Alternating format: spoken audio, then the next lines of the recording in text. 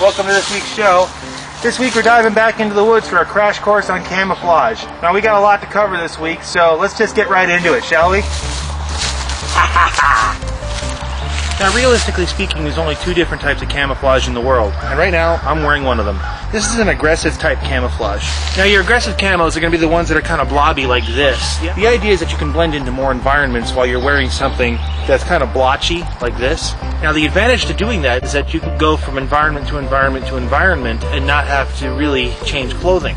The disadvantage, of course, is that it doesn't work in very specific environments, or it doesn't work quite as well in specific environments. Now, aggressive camouflage works by trying to match more backgrounds using color and stripes and blobs and such.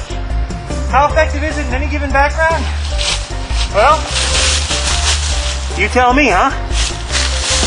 Now, solid colors also fall under the aggressive category, but not for the same reason.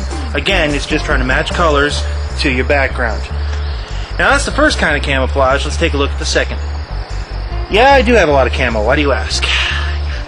Now this is of course the second type of camouflage, also called a passive camouflage. Passive camouflage works by looking like its background, by matching it in a photorealistic kind of way. Now the advantage to using a passive camouflage system like this is that in its environment, this is the best thing that you can use. However, if you leave the environment, it's not going to work just as well.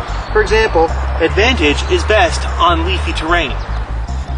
I don't think so. A lot of hunters use stuff like real tree and advantage is because they work specifically for one environment and they work great in that environment.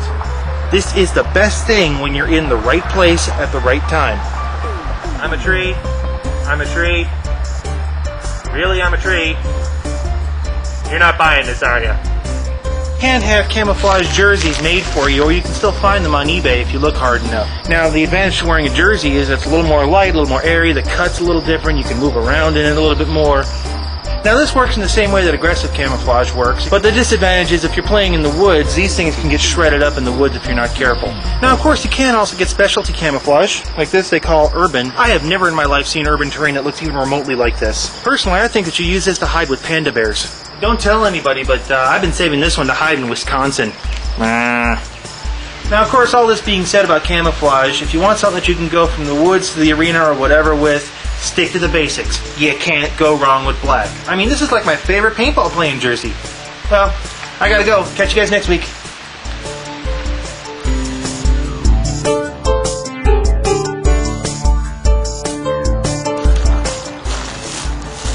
You don't see me, I'm wearing camo.